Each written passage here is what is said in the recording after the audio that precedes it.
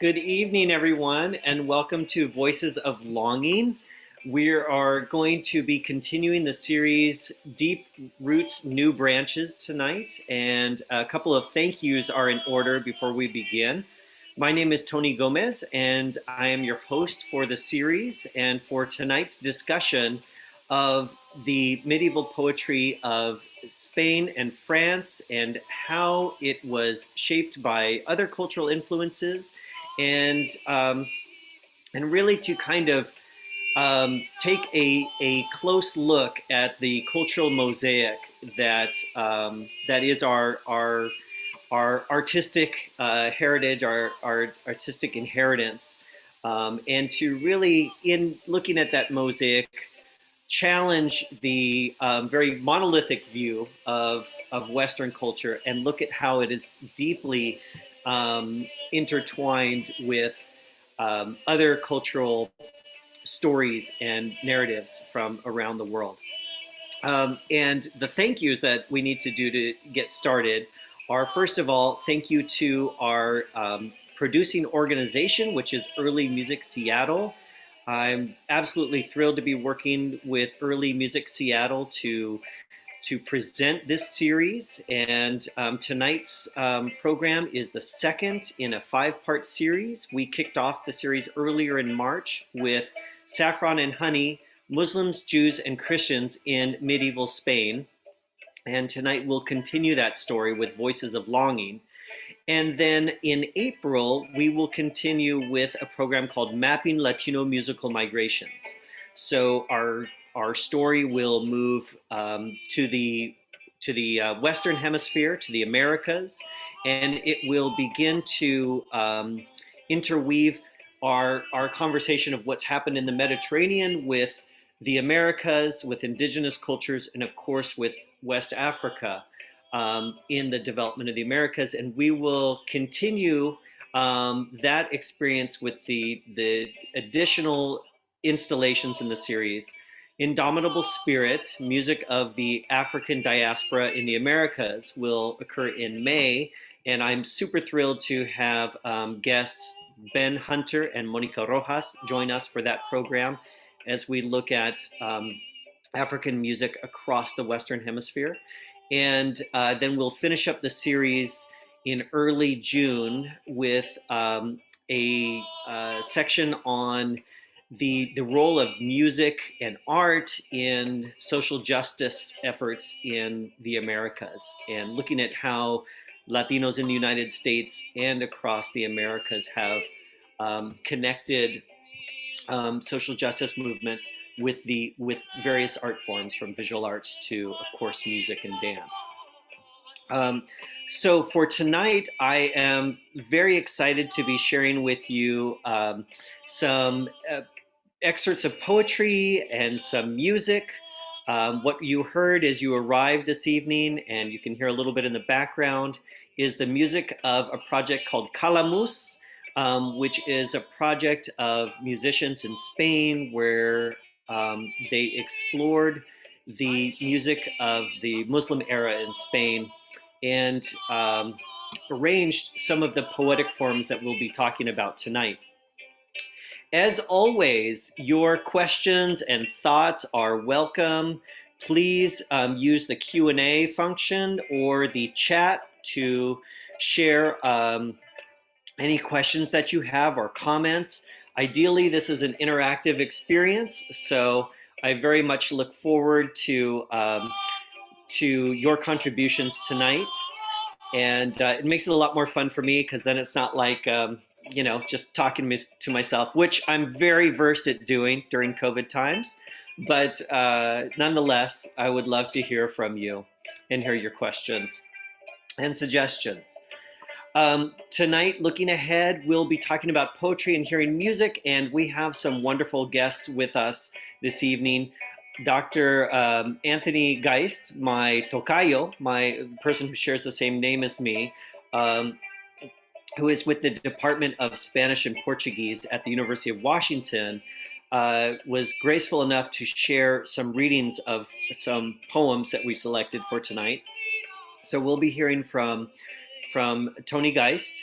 We'll also be hearing a new arrangement of a Sephardic Jewish song called Icha Mia, which features Lian Caspi on vocals and Gus Denhard playing the oud, and that will also be coming up this evening. Also, I will be making sure to make room for questions and comments as we go, and then also at the end of the evening. Um, we'll also be listening to some music and seeing some images, and that the first track that you heard, again, the group is called Calamus. I want to make sure to credit the various groups that we're hearing tonight. And that is an example of a muasha, which is a type of poetic form from the Iberian Peninsula during the Muslim era. And I have to fully admit that, you know, I build this as poetry of medieval troubadours of Spain and France, but I am actually kind of backing up a little bit before that, because we're beginning before um, the actual languages of Spanish and French actually take form. And so we'll be looking at poetry that's happening on the peninsula in Arabic and in Hebrew. We'll also be looking at the emergence of the vernaculars that would eventually become Spanish and French. And we'll also be looking at some poetry that is in sister languages of Spanish and French. So even today, of course, there are variations in dialects that are present in both those countries. So, for example, in Spain, Valenciano, Catalan, Gallego, or Galician. These are all examples of dialects, and of course, those were very much present in the Middle Ages as well. So, I want to talk a little bit about, before we get started, I want to check in with folks. And actually, before I talk about anything, I want to ask a question. And that question is, you know, when you think back to your own studies of literature in school, where did those studies begin and where did they focus?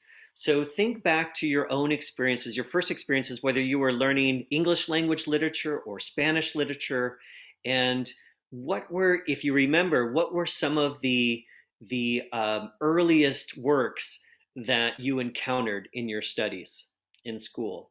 And I want to start there because this whole series, and tonight in particular, is really about challenging kind of the conventional notions of what Western culture and even European culture are all about. And oftentimes in our own schooling, we, and also in popular culture, these things are framed almost as silos. And so you have on the one hand, uh, you know, here's European history or European literature, and then, you know, world literature, that's a different class, right? Or, you know, Spanish literature is very specific. And I'm seeing some comments come in here, which we'll we'll get to. And I see someone commenting that oftentimes in our own learning, all history was framed from a Western European point of view. And we have kind of this trajectory. And I remember myself in my own studies, you know, we would talk about kind of the classical literature of Greece and Rome, and then it would like jump to Beowulf, and and then from Beowulf to Chaucer and so on. And I see Julie here in the comments mentioned Chaucer as one of the early things she remembers encountering, and um, and that is almost like, you know, if we had a field of dots, there were choices made to connect certain dots to each other, and to go from Greece to Rome up to Beowulf and then over to Chaucer. And what I want to do is kind of complicate that field again. And so if we think of all those dots as uh, marbles on a floor, I'm throwing a bunch more marbles so we can connect a bunch more dots. Um, and seen Sandra sharing Burton Raffle translations of Old English poetry and Beowulf, as we just talked about. Um, and what I have loved discovering as an adult is that there are many other parts to the story. There are many other roots to the tree. So, um, as we do this series, Deep Roots, New Branches, we're kind of uncovering roots that have been buried away and perhaps have not been recognized.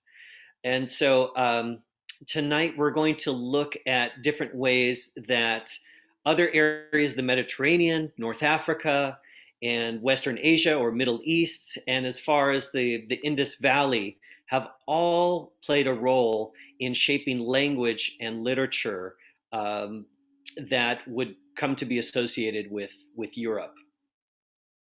Um, and Catherine is sharing in the chat that French literature was a bit of a tangle, but Camus and La Rochefoucauld are different cats.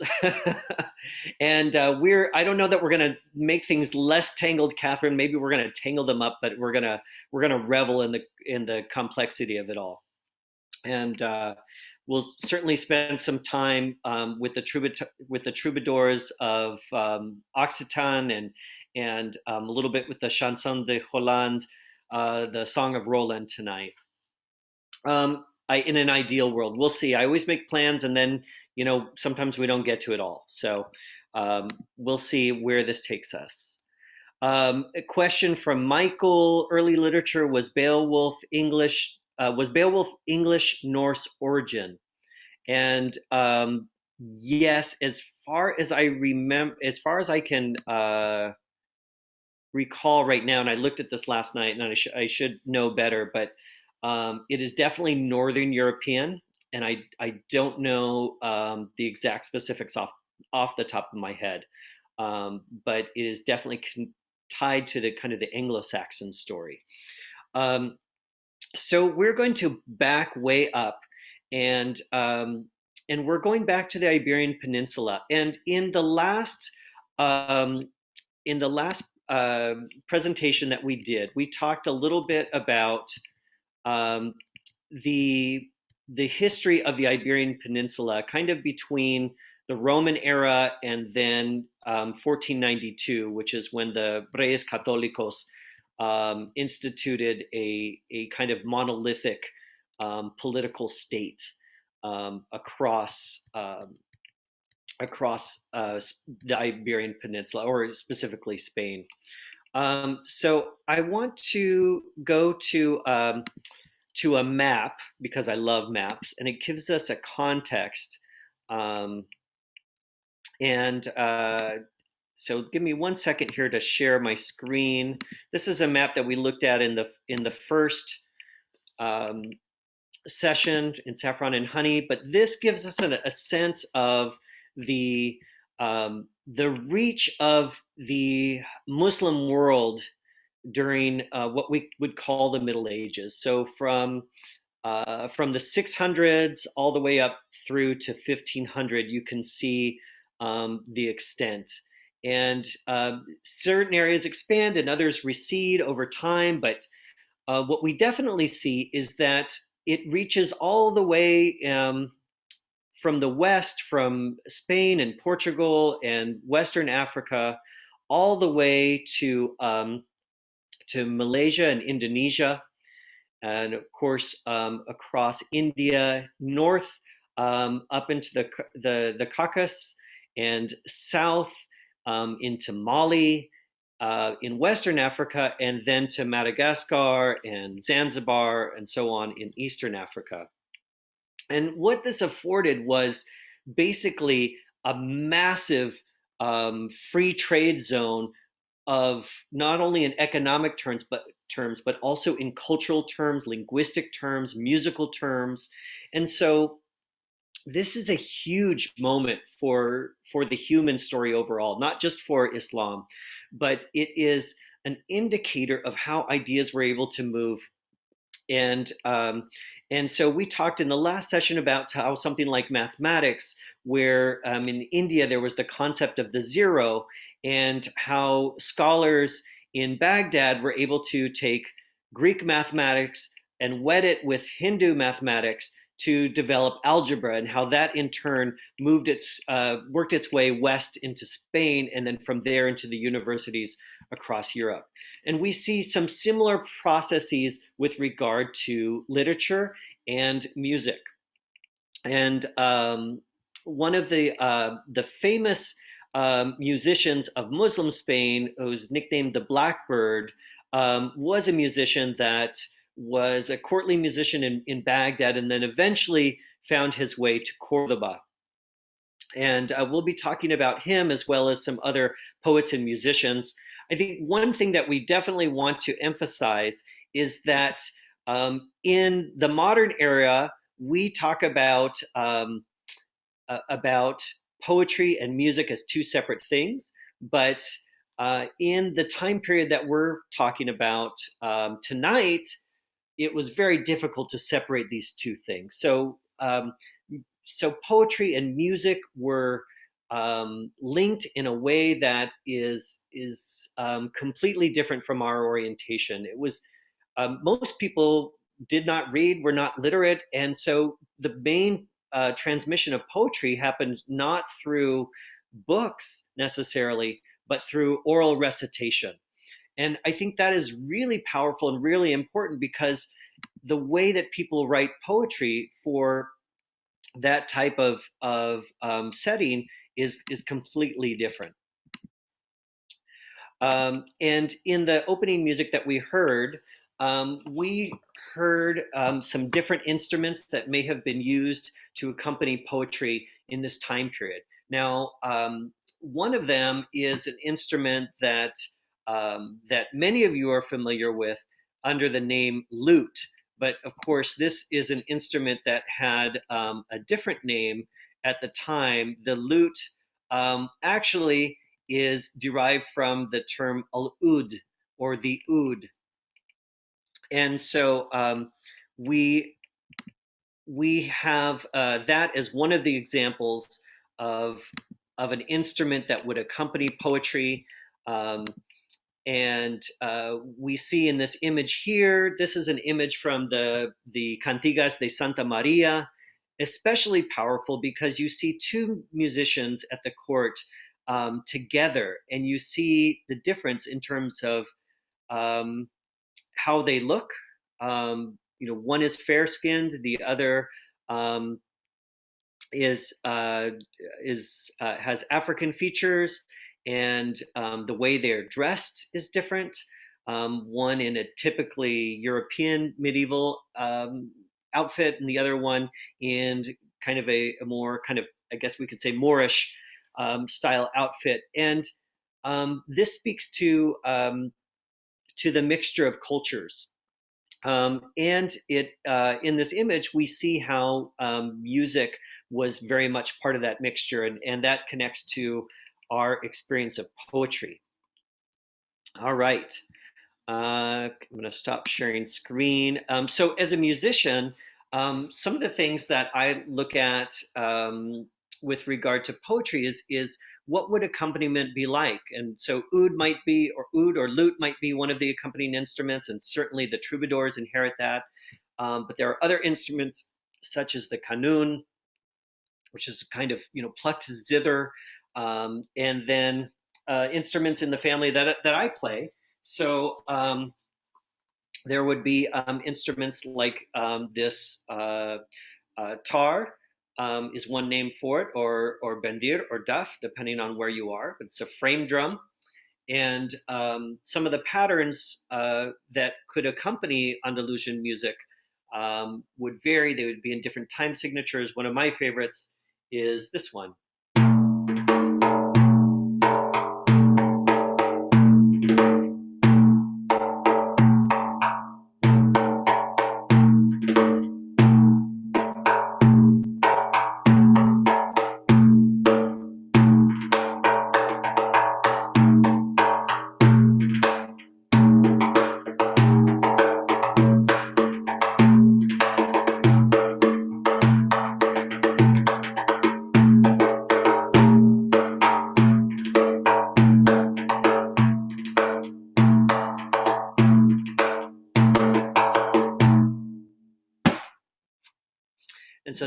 that pattern is masmudi. And other instruments where it may be played would be like a small frame drum. This one is a classical Arabic tambourine.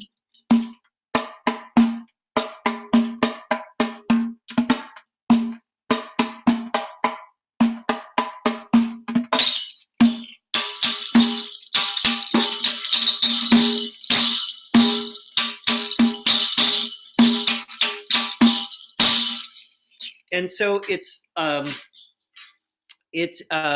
powerful to imagine the different ways that poetry could take form when it was accompanied by music, and when it was taking place not only in the courts but also in the beautiful gardens that were so much part of the landscape of medieval Spain, of Muslim Spain specifically. And I want to talk a little bit about language as well, because the period that we're discussing tonight is, after the fall of the Roman Empire, and the state of Latin, the language Latin, is in a state of change. It's not a language that people are speaking at that time. People are speaking their vernaculars and what would become the Romance languages, right? So some of those would be, the kind of the early version of Castilian or Catalan or Languedoc in southern France, and then also at that time there were Mozarabic um, uh, manifestations of language, and so this would be spoken language or written language that reflected the Muslim and Arabic influence on Christian Iberians. And I have a passage that I want to share that discusses this, because I think it is so telling.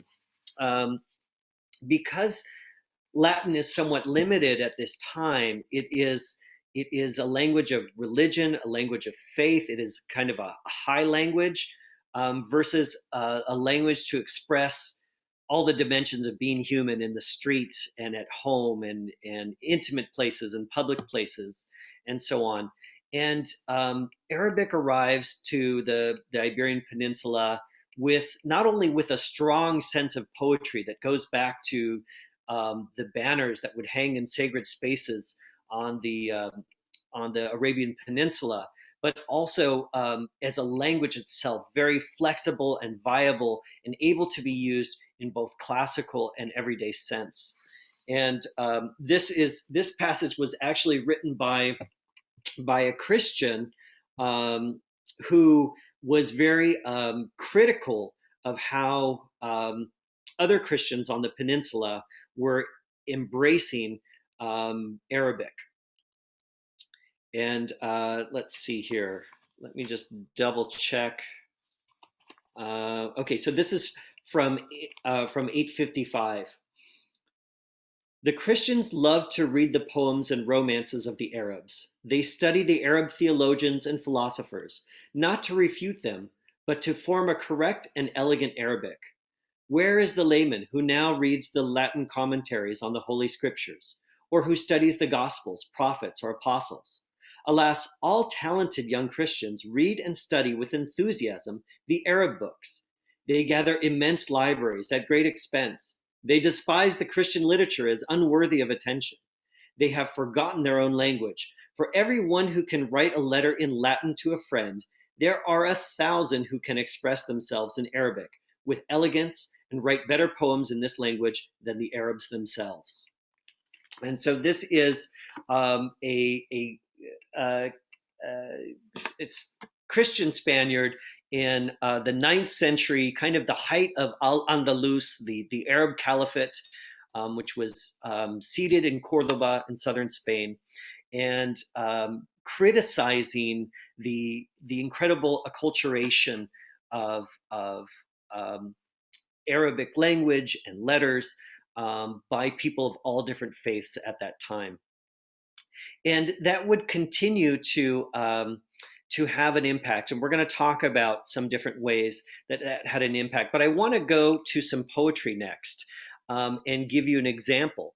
So this fragment that we're going to hear is perhaps an illustration of that story. And we'll be hearing from Dr. Tony Geist do a reading of what in Spanish is called a harcha. And when I studied Spanish, the harcha was the earliest form of Spanish literature that we explored at that time, and we explored it in isolation. But the interesting thing is that a harcha is actually, harcha just comes from harja, and harja is one part of a multi-part poetic structure called muasha. And this was a poetic structure that was specific to the Iberian Peninsula during the Muslim era. And it is a poetic form that takes shape, in this part of the world, and it's part of the Arab poetic vocabulary, but it's specific to this one location and place. And the reason is that the muasha was sometimes called a ring poem. It was a poem that had different forms, and so you could almost imagine like pearls on a necklace. That was another way of talking about this poetic form. And one of the pearls on that necklace would be the harsha, which while there were larger parts of the poem written in classical Arabic, the harsha would be this piece that was oftentimes related in the vernacular of the Christians or Jews at the time. And it would almost, think about like a long poem or a long song that then just has a chorus. And so you could think about the harsha in this term. And we're going to go to Tony reading one of these harsha or harchas for us.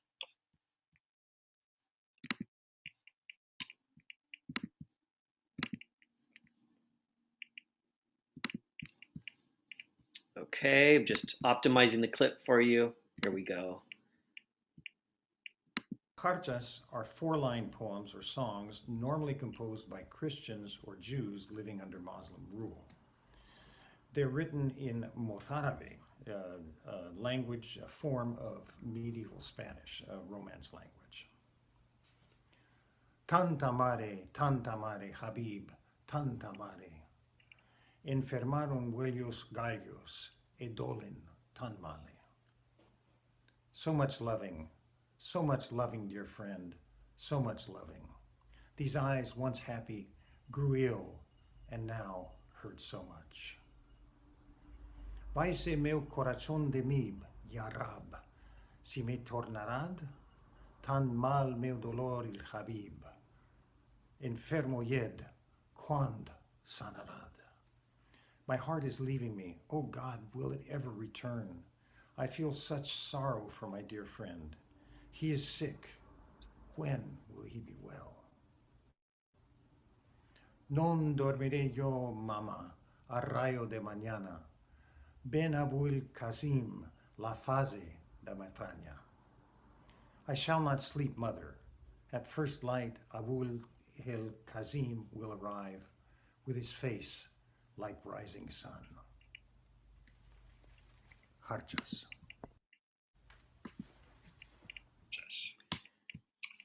All right, so thank you to Tony, muchísimas gracias, Tocayo, for doing the reading for us. I want to remind folks, put your questions, your comments in the chat. Would love to hear from you. Also, give me a kind of a tech check. Make sure levels are good when you hear those videos. Audio was a little low on my side, and I just want to make sure you were able to hear it okay. But one of the things that we hear in the harcha, we hear this mashup of language, right? We hear the tanta mare, which is kind of like tanto amor in modern Spanish. So much love, so much love. We hear meu corazón, which is like my heart, but in sounding more like Portuguese. And And we also hear words in Arabic like habibi, darling, right? Or habib, depending on gender. And um, so these are, really powerful testaments to the plurality that was the Iberian Peninsula at that time, and which again challenges our view of this monolithic version of European culture that is completely distinct from Muslim culture or from the other side of the Mediterranean and so on.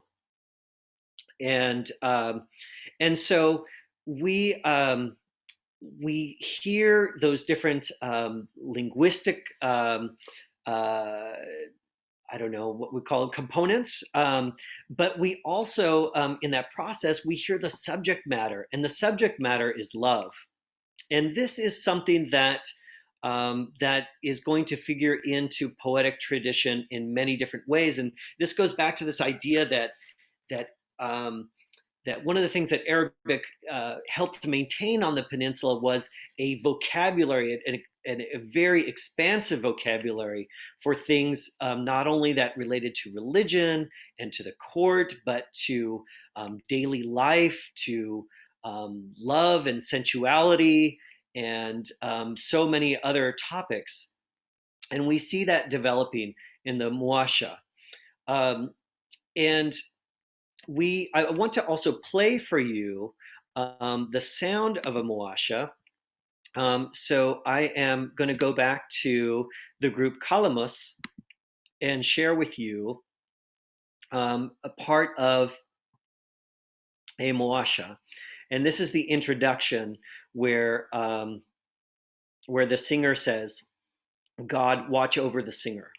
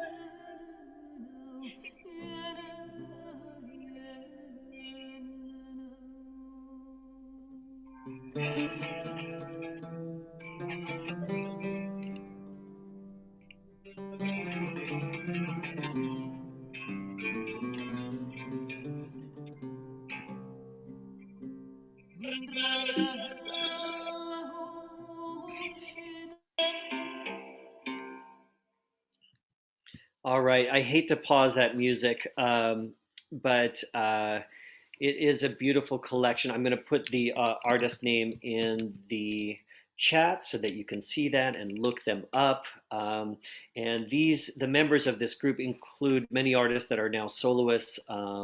Begonia Olavide singing, as well as her sister Rosa, and two of the Paniagua brothers, Eduardo and Carlos Paniagua, that are musicians and luthiers respectively, and Luis Delgado, who, like our good friend here in the Northwest, Paco Diaz, maintains a museum of Iberian instruments in central Spain. Um, and so, and you hear in that poem that the central voice is the voice of a woman, and this is very important in terms of how poetry took shape and how it was passed along. In the last program, one of the questions asked was about the role of women in all of this cultural activity. And with regard to music and poetry, there is a tremendous story. There are individual poets who whose voices are asserted despite a male-dominated form, like Walada, who is a poet. She is um, a really kind of a feminist in the midst of medieval Spain, in terms of not really letting the norms of the society dictate what she is able and isn't able to do. There are, of course, many singers, women singers who were connected to every court. Sometimes, uh, you know, these darker part of the story, of course, is that many of these women were they were bonded. They were in bondage. They were slaves whose job it was to sing and recite poetry. Um, and we'll talk in a little while about how those women in particular become the founding matrons of some of the poetic form that takes shape in France in later centuries. Right now, I want to give an example of a couple other poems from this era. We're going to hear from um, a poem, or a poet rather, that is from the Muslim world, that is a Muslim poet. And then right afterwards, we will hear a poem by Judah Halevi, who was one of the Sephardic Jewish poets of the era. So we're going to go back to Dr. Geist, and one second here while I cue up that screen to share with you. And these are pieces that that Tony will read in English, um, and these are translations. And I will share with you too that that the translators that whose work we're sharing tonight. I'll share that in a little while. From the Arabic meaning ending or closure. And it was the harcha was a verse form that was prominent in the. I'm sorry, I went to the Harchas. I'm going to stop share there. That's the thing when you're a one person tech crew. Let me share the correct clip with you now.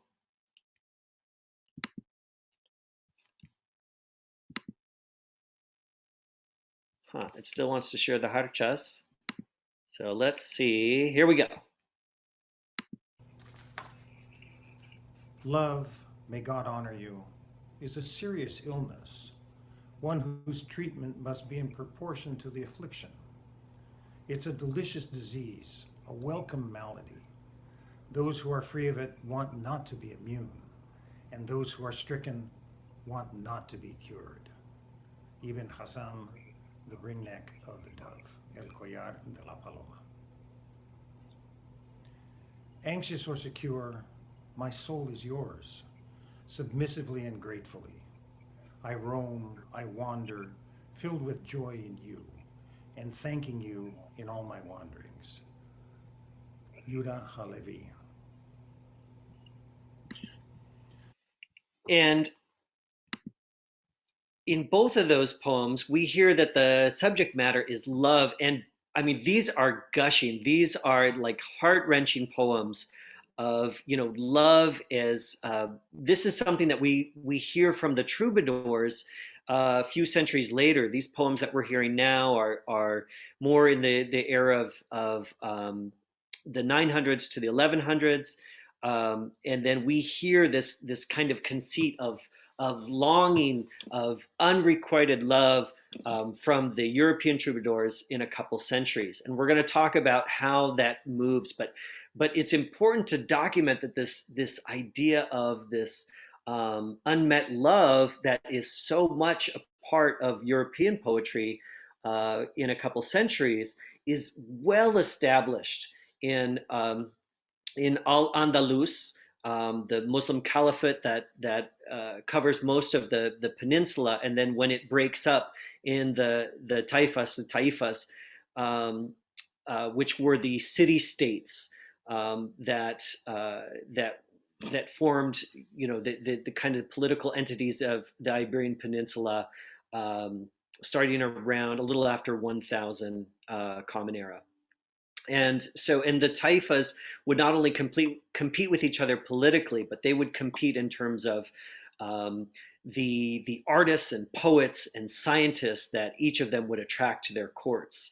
And and so we heard some examples of that, and we also heard um, something that is really exciting to me is that, which I was not familiar with until I started to research this as an adult, was that in Spain during this time there is a kind of a second golden age of Hebrew literature, and it's happening not in modern, in what is now modern day Israel. It's happening in this corner of this western corner of the Jewish world, where Jewish culture is able to flourish um, uh, within the context of Al-Andalus and then the Taifas. And and so we have poets like Yuda Halevi that are writing in Hebrew sometimes, but also writing in a dialect, and are really advancing this idea of courtly love in a very powerful way. And um, these poets are, again, part of that cultural mix of different languages and different religions. And what we see happening in that process is there's high poetry, and then there is the poetry of the people. And so simultaneously, you have court poetry being developed, and then what would eventually become the romances, or the vernacular popular songs, the common people's poetry and music. And many of those traditions that came specifically from the Sephardic Jewish community survived the expulsion that took place in 1492. So, a little bit of history. If you're not familiar, what happens in 1492, in addition to the expedition led by Columbus that runs into the Americas, thinking it was in Asia, was two major events on the Iberian Peninsula, and really major events for Europe and for the Muslim world. And that was in 1492, Ferdinand and Isabella, who had essentially united the Christian kingdoms that existed in Spain at that time, also were able to take control of the last Muslim political entity, the last Muslim taifa, which was Granada in 1492. And in that same year, in their fervor to establish a Catholic nation, took a very opposite approach than the Muslim rulers that, and even other Christian rulers that had preceded them, by insisting on um, a homogeneous society, and that is to enforce Catholicism by um, expelling Jews or forcing them to convert. So that's in 1492. And then eventually the treaties that had allowed Muslims to continue practicing their religion, those would also evaporate into the Inquisition, which functionally ended up being a huge grab of property and wealth and land, as much as anything else. But as Sephardic Jews were spun out into a diaspora across Europe and North Africa and over to Western Asia, these communities carried many of their songs with them. And we were talking about the role of women in poetry and music, and this is another essential role where the music of Ladino culture is carried mother to child, generation through generation. And so, so these are songs of Sephardic Jews that are oftentimes sung in Ladino, which, when you see it printed, looks a little bit like medieval Spanish with some Hebrew mixed in, because that's exactly what it is. And of course, it has evolved in different pockets of Sephardic culture around the globe since then. Coincidentally, Seattle is among the top 3 cities with a concentration of Sephardic heritage in the United States.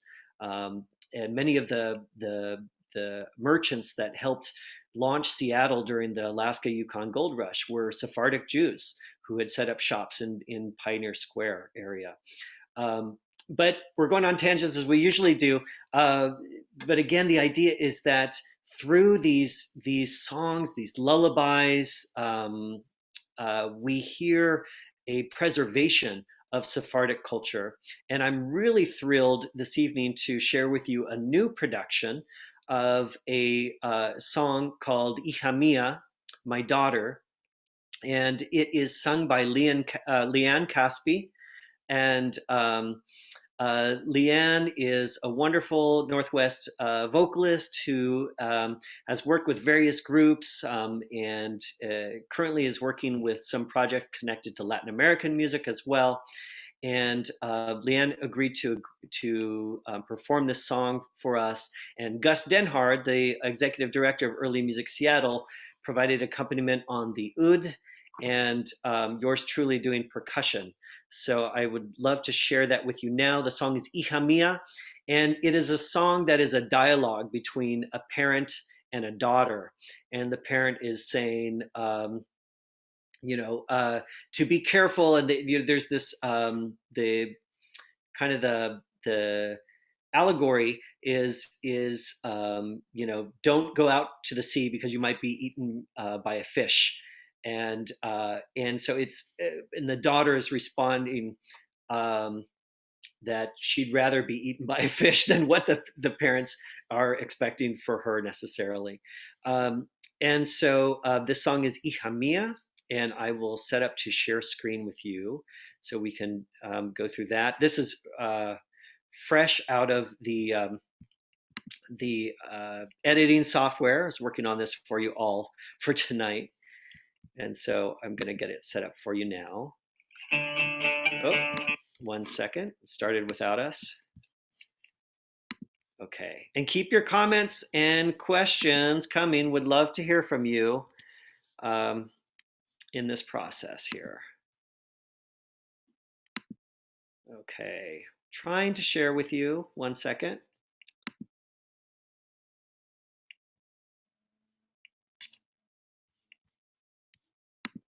Oh, it's not quite cooperating. I'm going to see what I can do to make sure we're good to go on that.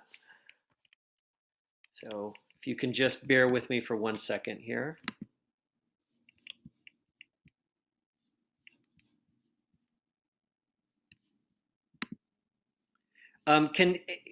Would folks write into the chat? Just let me know that you're still here with me.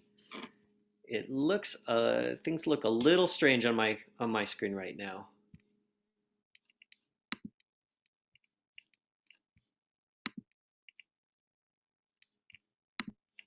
Let me know if you're still here. Okay, good. Still here. Great. Yay.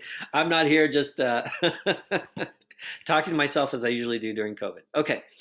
All right. We're going to try and share a screen. You'll just see a little bit of activity behind the curtain, so to speak. So I don't have that issue come up again. And here we go.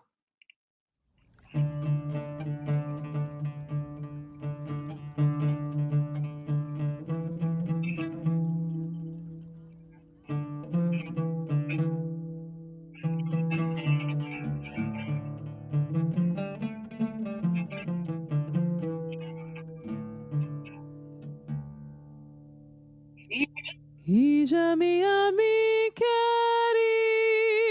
mana mana no te eches salama.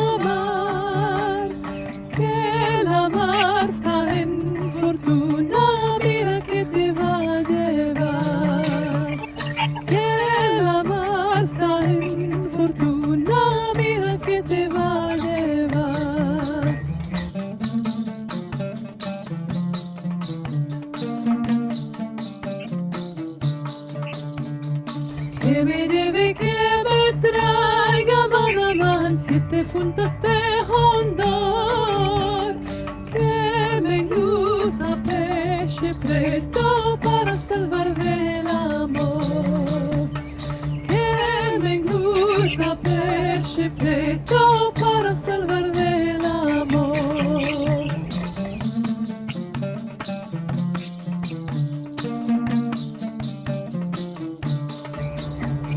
Villa mía, mi querida Manamá, no te eches a la mar, que la mar está en fortuna, mira que te va a llevar.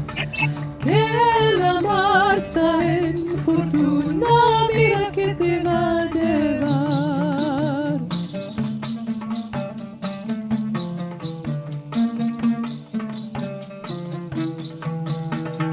Que me lleve, que me traiga Manamán, 7 funtas de Hodor, que me engluta peche preto para salvar del amor, que me engluta peche preto para salvar del amor, que me engluta peche preto para salvar del amor, que me engluta peche preto para salvar del amor.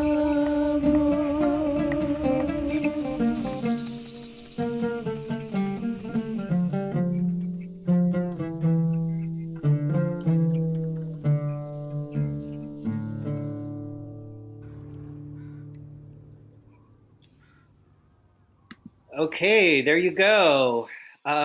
Fresh, fresh out of the editing software, and embarrassingly, I realized that I kind of left a click track up during part of that. But at least you get to see the video in process of being developed, and lots of love for you here, Leanne. Leanne Caspi on vocals, such a wonderful singer, and. And Gus Denhard on oud, and and we are just really thrilled to have such a wealth of incredible performers here in the Northwest. It's really a pleasure to work with them. Um, and I am going to put in the chat the uh, uh, the full name for Leanne, so you can give her credit. Um, it is Leanne Caspi. Um, and I know that she is working with Early Music Seattle and Monica Rojas on developing a piece in about a year from now. So we'll definitely be looking forward to more from Leanne. A question about when was this song in particular from? And and this song is the answer is I don't know. There's a lot of Sephardic music that can be documented to a certain time. There are other songs that are newer and that have been developed in kind of during the diasporic phase after Sephardic Jews were expelled from the Iberian Peninsula, from Spain, and then eventually from Portugal. Um, and this particular song, I'm not sure where it falls in that trajectory. If it was one of the songs that actually came out of the peninsula in the Middle Ages, or is a song that is more modern. I did try to look it up, and I did not find that. And so, and I see a question about the scenery, the music. Was done all remotely, so each performer was performing in their own location, and we sent out a what's called a click track, and then people would record their parts and send it back to me, and we'd edit it together. So Leanne was filming from a garden, Gus was filming from his home, and then some of the additional scenery was I filmed out on the Narrows here in Tacoma, where I am. I see another question coming in from Michael. This is This may be a ridiculous question, but if I were to try to get a Pandora station where I could listen to selections of such music, what would it be? Is that ever answerable? That is answerable, Michael. And so, in terms of Pandora station, you could enter Sephardic music, which I will put here. I will also put some artists. Leanne is a local artist. And I'm seeing that some folks are finding the music on iTunes. Yes, it is available on iTunes. Um, if you are interested in reaching out directly to a label, I'm putting the name of the label Numa directly in the chat. Other artists to look up include a friend of the Northwest who has been a visiting scholar and musician at the University of Washington, Paco Diaz. You can look him up and create your list from Pandora that way. You can also look at other artists such as Judith Cohen and let's see. I need to just bring up my list because of course I'm spacing out in the moment when we're actually trying to put this together for you. My mind goes completely blank. The version that we did of Hija Mia was based on a version done by a singer named Amina Alui, who I have also put in the chat. And there are some other artists of Sephardic music to look out for. Of course, Jordi Savall has done many songs from both the Sephardic and the Muslim bodies of work, and so putting Jordi there. And in terms of Sephardic artists, there is another from Spain that is really wonderful. And this is an artist who is based in the Toledo area. And her name is, looking it up as we talk. Let's see. Oh gosh, I'm gonna have to post it in a little while because it's eluding me right now. But some of the artists there in the chat will be a good place to start. I'm not sure if I mentioned La Rondinea is another, and I will drop them in as well.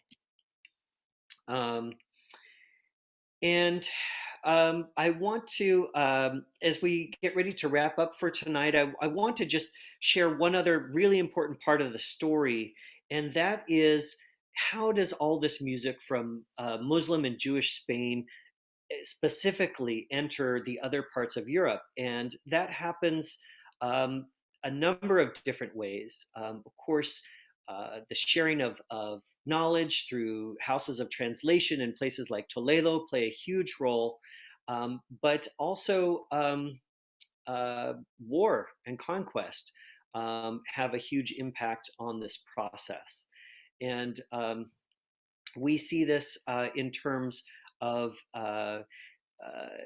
the incursions into the Iberian Peninsula from dating back to Charlemagne, who of course invades the peninsula with a request from some of the Arabic leaders in northeastern Spain, who want to engage Charlemagne in order to make themselves a little bit more independent of Cordoba. In that process, Charlemagne comes down and is unable to take Saragossa, but on the return, he blows through some of the valleys of the Basque and terrorizes Basque country. So as the French army is exiting through the Pyrenean Mountains, they are attacked. And this is something that's immortalized in the epic poem Chanson de Roland, or the Song of Roland, which in the poem, the adversaries are Muslims, when in reality, the Basques attacked the forces of Charlemagne because of what Charlemagne's forces had done to them. And but it's interesting because through this poem we see one of the first um, efforts where Europe defines itself not as something of its own self, but as almost in opposition to saying what it's not, saying, okay, it defines itself as being Christian, as being in opposition to Islam. And so this is a moment, the Song of Roland is this moment where this idea of a Christian Europe is codified in this epic poem. And then another example also happens in an invasion after 1000 AD, and I'm trying to remember the exact year. It's one of the first 2 centuries after 1000 Common Era, and that is the invasion of Barbastro. And one of the chieftains in that invasion from southern France is Occitan, and in that process, the victors from southern France, some of them stay on the peninsula, and others return. And among the kind of what they bring back with them is not only physical goods but people. They bring back people, and among them are those singers. Many of those women who were enslaved to courts as singers then go to the courts of southern France. And it's not by coincidence that one of the founding voices of the European troubadours, William of Aquitaine, is the son of one of those chieftains. So I want to return back to Dr. Geist for a second for a reading of by William of Occitan, where we hear that same idea of the courtly love come out of the Arabic and Hebrew poetry and straight into the Romance languages. So I will share this with you.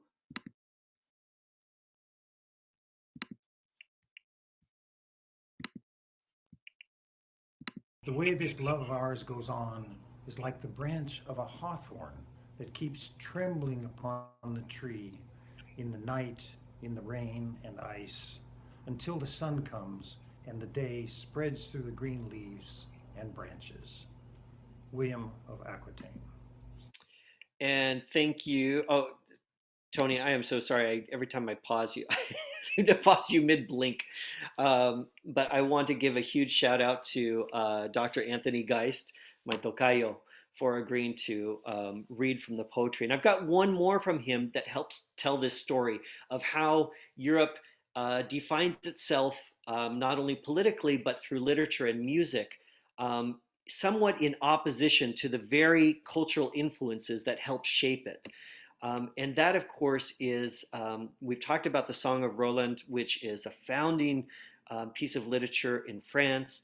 And of course, in Spain, one of the founding pieces of literature is the epic poem of El Cid. And of course, that is, the for us an epic that we've seen perhaps in film or television and know that way, but which began as an epic poem. And the interesting thing to note is that, again, this poem is created almost as a juxtaposition, where you have this larger than life Christian hero who is battling these Muslim incursions, when in reality, the actual person, Rodrigo Diaz, I believe, who was the actual historic Cid, is a knight who serves both Christian and Muslim campaigns at different points during his military career, and his very name El Cid is based on the Arabic expression for the Lord, Al Said. El Said becomes El Cid. And so we go back to Tony for a reading of this iconic piece of Spanish and European literature. So here is Dr. Geis reading from El Cid.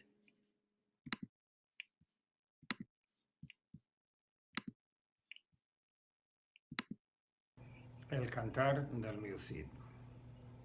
Sospiró mio Cid, mucho había grandes cuidados. Fabló mio Cid bien y tan mesurado. Grado a ti, Señor Padre, que estás en alto. Esto me han vuelto mis enemigos malos. He sighed, my Cid, for he felt great affliction. He spoke, my Cid, well and with great moderation. Thanks be to thee, our Father who art in heaven. My evil enemies have wrought this upon me. Exíenlo ver mujeres y varones, burgueses y burguesas, por las finestas sone, plorando de los hoyos, tanto habían de dolore. De las sus bocas todas decían una razone. Dios, que buen vasallo, si hubiese buen señore. They crowded to see him, women and men. Townsmen and their wives sat at the windows, weeping from their eyes, so great was their sorrow. And one sentence only was on every tongue. Were his Lord but worthy God, how fine a vassal.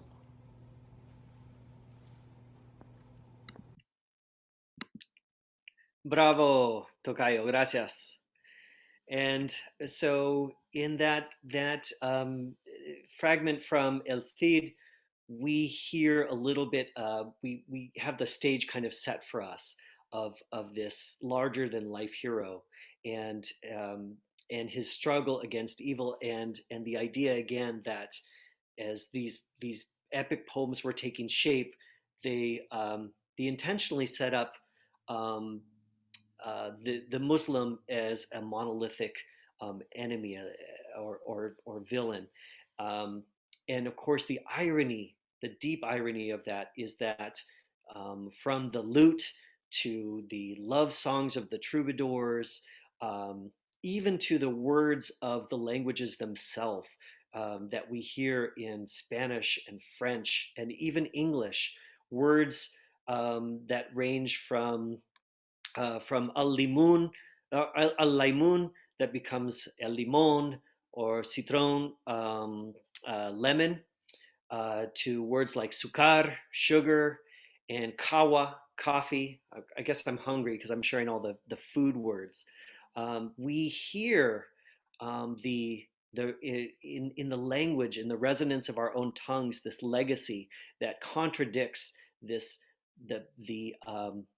the monolithic narrative of Western culture, but instead tells a story of a complex interaction with different cultures across the globe.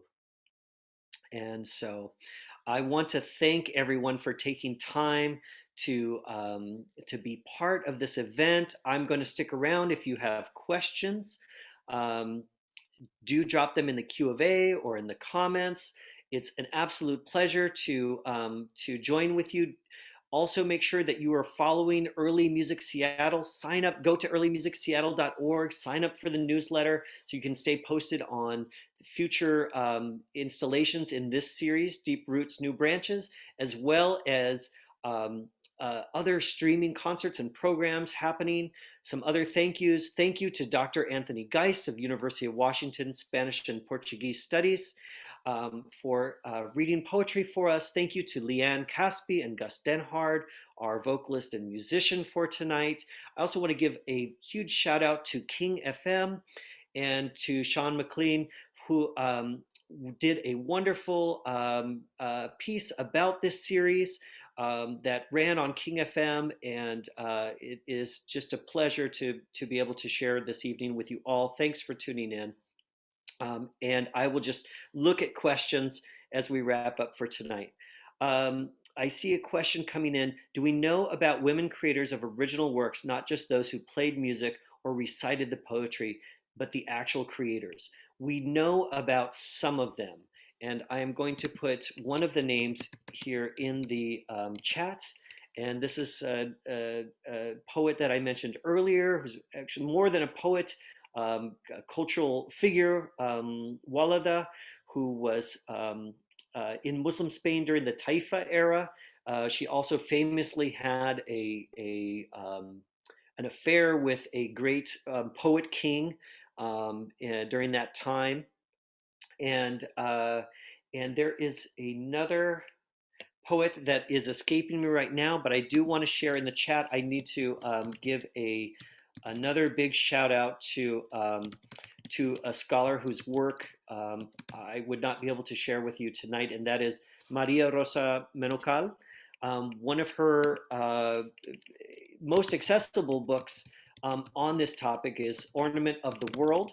I highly encourage you to check out that book, Ornament of the World. It was also recently made into a documentary which aired on PBS.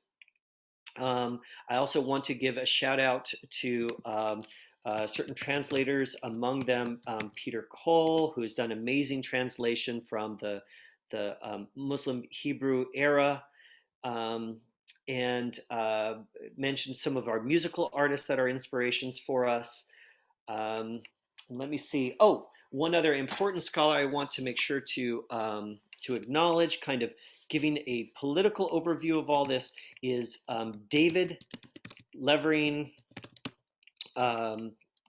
Lewis, and David's book is called God's Crucible: Islam and the Making of Europe, 570 to 1215. It is an absolutely engaging history, world history, going from the ancient world up through the Renaissance. That's David Levering Lewis, and the book is called God's Crucible. And as I mentioned, Ornament of the World is another book that is a tattered member of my collection. And this, as well as other series, other installations in the series, will be available to stream later at the Deep Roots New Branches page on Early Music Seattle's website. Thank you so much to everyone. I will put on some music to take us out. If you do have questions, I'm still here and I will answer you in the chat. Have a wonderful evening. Thank you. Gracias. Shukran.